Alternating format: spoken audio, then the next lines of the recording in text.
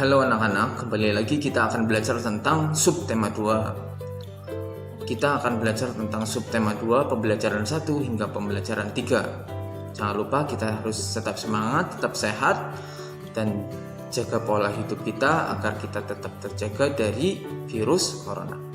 Oke, disimak videonya.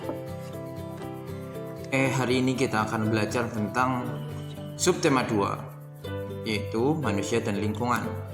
Pembelajaran 1 hingga pembelajaran 3. Nah, di sini pembelajaran 1 yaitu tentang muatan IPA. Muatan IPA itu tentang aktivitas untuk menjaga kesehatan alat gerak.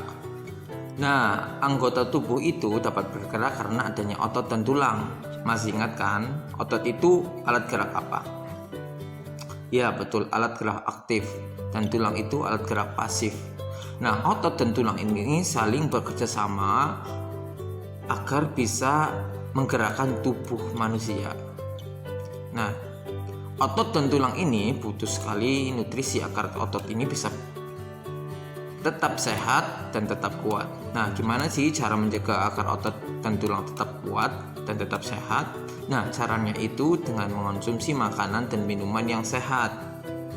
Terus menjaga pola makan dan pola tidur, pola makan yang teratur. Nah, makanan sehat itu apa aja? Makanan sehat yang baik untuk tulang dan baik untuk otot yaitu susu, daging, sayur mayur, dan tulang. Sebenarnya anak-anak, kita itu sakit itu karena pola makan, pola hidup, dan pola pemikiran. Pola makannya kadang-kadang makannya telat, makannya nggak sehat, makannya nggak bergizi. Nah, pola hidupnya kadang-kadang nggak teratur, tidurnya nggak teratur, jarang olahraga gitu. Yang ketiga, pola pikirannya, kadang pola pikirannya semak mumet, terlalu banyak mikirin yang berat-berat kayak gitu. Itu tuh bisa mengakibatkan sakit. Makanya kita harus menjaga 3 pola itu: pola makan, pola tidur, dan pola pikiran. Lanjut, kita belajar lagi tentang mengidentifikasi ide pokok. Nah, kita tahu semua bahwa ide pokok ini merupakan inti dari permasalahan dari sebuah teks. Kalau kita pahami, ada tingkatannya, yaitu paragraf. Tingkatan paling kecil adalah huruf. Huruf itu bergabung menjadi kata. Kata itu bergabung menjadi kalimat. Kalimat bergabung menjadi paragraf, dan paragraf bergabung menjadi teks. Nah, setiap paragraf itu pasti memiliki kalimat utama. Nah, kalimat utama itu, di dalam kalimat utama ada ide pokoknya. Seperti itu. Next, kita belajar tentang tulang lagi. Kita belajar tentang tulang sebagai alat gerak manusia. Nah, tulang itu fungsinya untuk apa sih? Nah, fungsi tulang itu untuk menopang tubuh, memberi bentuk tubuh, tempat melekatnya otot. Jadi, tanpa adanya tulang itu kita nggak bisa bergerak, kita nggak bisa berdiri secara sempurna karena tidak memiliki tulang. Yang kedua, memberi bentuk tubuh. Nah, bentuk tengkorak misalnya. Kepala memiliki tengkorak, nah itu memiliki bentuk tubuh, tulang tengkorak. Tangan memiliki bentuk tangan. Nah, tulangnya itu tulang apa aja di tangan, nanti kita pelajari. Nah, tulang juga tempat melekatnya otot. Ingat, itu fungsi tulang itu ada 3: menopang tubuh, memberi bentuk tubuh, tempat melekatnya otot-otot. Nah, di sini juga kita belajar tentang tulang.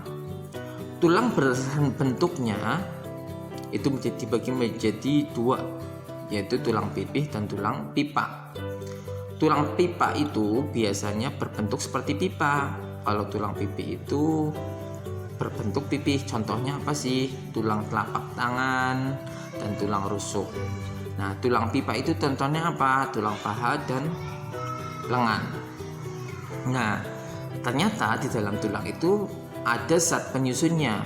Nah, zat penyusun tulang itu adanya tulang rawan dan tulang keras.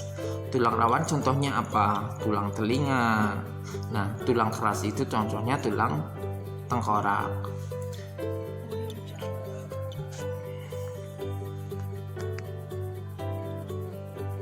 Next, kita belajar tentang mana sih tulang-tulang itu. Nah, ini tulang-tulang.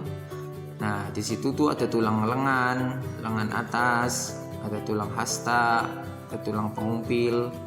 Nah, tulang hasta dan tulang pengumpil itu ada di tangan. Itu gambar tangan ya. Nah, yang kedua itu ada tulang telapak tangan, tulang pergelangan tangan, tulang jari tangan. Kemudian ini tulang kaki ke bawah. Nah, itu jadi tulang panggul, tulang betis, tulang kering. Nah, di sini udah ada gambarnya semua. Tinggal kalian perhatikan. Ini ada tulang tempurung. Nah, tulang-tulang yang keras itu seperti tulang lengan, itu tulang yang keras kayak gitu. Terus bentuknya juga pipa ya. Oke, kita lanjut ke muatan seni budaya. Nah, di sini tuh ada gambar cerita pada cover. Cover adalah tulisan dan gambar yang terdapat di halaman terdepan pada sebuah buku. Gambar cerita pada cover harus memiliki isi dari buku tersebut. Nah, cover buku apa aja isinya? Itu isinya ada 7 jenis huruf. Jenis hurufnya harus menarik, kalimat penjelas judul singkat dan mudah dipahami, ada nama penulisnya, ada identitas penerbitnya, gambarnya menarik sesuai isinya, sinopsis isi buku pada cover belakang, identitas buku pada punggung buku. Next, nah ini sih contoh-contohnya apa aja tadi. Nah, itu ada nama penulisnya. Nama penulisnya itu siapa? Nah, itu ada kalimat penjelasnya. Nah, kalimat penjelasnya itu ini buku apa sih? Nah, ini buku penilaian. Nah, judulnya apa? Nah, itu judulnya Pupena. Covernya, cover itu yang ada di depan. Cover itu ada 2, cover depan sama cover belakang. Ada punggungnya. Nama identitas penerbitnya juga ada identitas penerbitnya. Nah, kita lanjut ya. Kita lanjut ke muatan bahasa Indonesia. Menentukan ide pokok dalam teks lisan. Teks lisan itu apa? Teks lisan itu merupakan teks hasil pembicaraan seorang ataupun hasil percakapan. Misalnya percakapan atau teks tulis yang dibacakan oleh gurumu. Nah, teks lisan itu berarti secara lisan, bukan ditulis. Teks yang langsung, misalnya pidato, misalnya penjelasan dari orang, itu namanya teks lisan. Cara menentukan ide pokok pada teks lisan.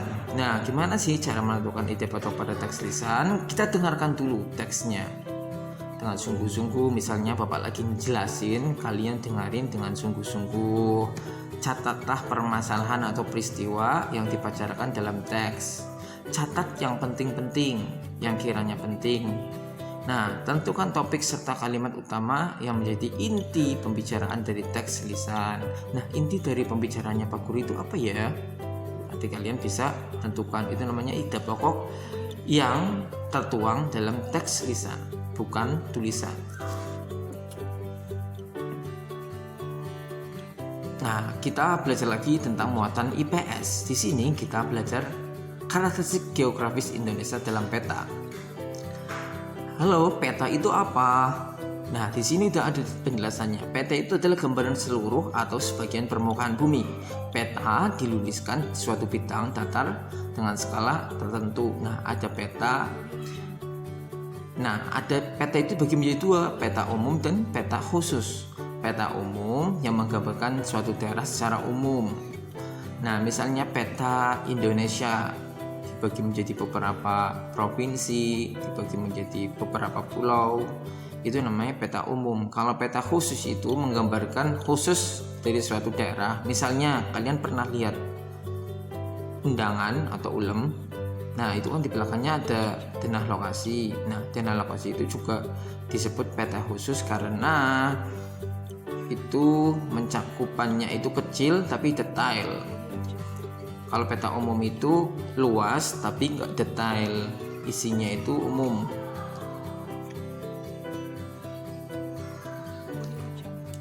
Nah, kembali lagi kita ke muatan bahasa Indonesia. Menunjukkan ide pokok dalam teks percakapan. Teks percakapan, pidato atau penjelasan dari orang itu termasuk teks lisan. Berikut ini hal-hal yang perlu diperhatikan untuk menentukan ide pokok pada teks percakapan. Nah, ide pokok percakapan, tadi kita harus menggunakan secara sesama. Kita harus menulis yang penting-penting, berisi permasalahan yang penting, kemudian kita menentukan topik teks percakapan. Nah, kalian tinggal tulis ini, nanti kalian pahami gimana caranya. Teks lisan dan teks tulisan itu beda ya.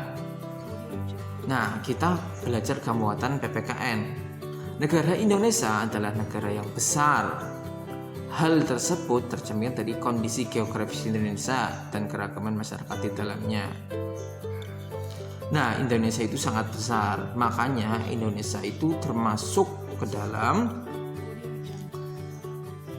penduduk terbesar keempat di dunia. Nah, karena itu makanya keragaman di Indonesia itu sangat banyak. Ada suku, ada budaya dan agama. Nah, sukunya juga sangat banyak, budayanya juga sangat banyak, agamanya juga sangat banyak di sini. Tapi mayoritas di Indonesia itu agamanya Islam. Nah, suku di Indonesia juga sangat banyak, suku Jawa, suku Batak, suku Sunda, banyak sekali. Suku Dayak. Nah, keragaman ini membuat Indonesia menjadi bangsa yang berbeda-beda. Artinya, namun dari perbedaan itu kita tetap satu dalam satu persatuan, yaitu Indonesia. Nah, di dalamnya ada juga nilai-nilai luhur Pancasila. Nilai-nilai luhur ini, tiap sila dan Pancasila itu tercermin dalam kehidupan berbangsa dan bernegara bagi masyarakat Indonesia. Yang pembelajaran pertama ada nilai-nilai yang terkandung dalam Pancasila. Kita juga tahu kan nilai-nilai itu apa aja. Setiap sila itu memiliki nilai-nilai khusus yang tidak tertulis langsung dalam teks Pancasila tersebut.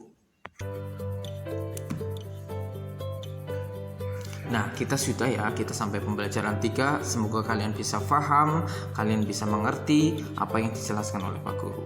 Oke, cukup sekian. Assalamualaikum warahmatullahi wabarakatuh.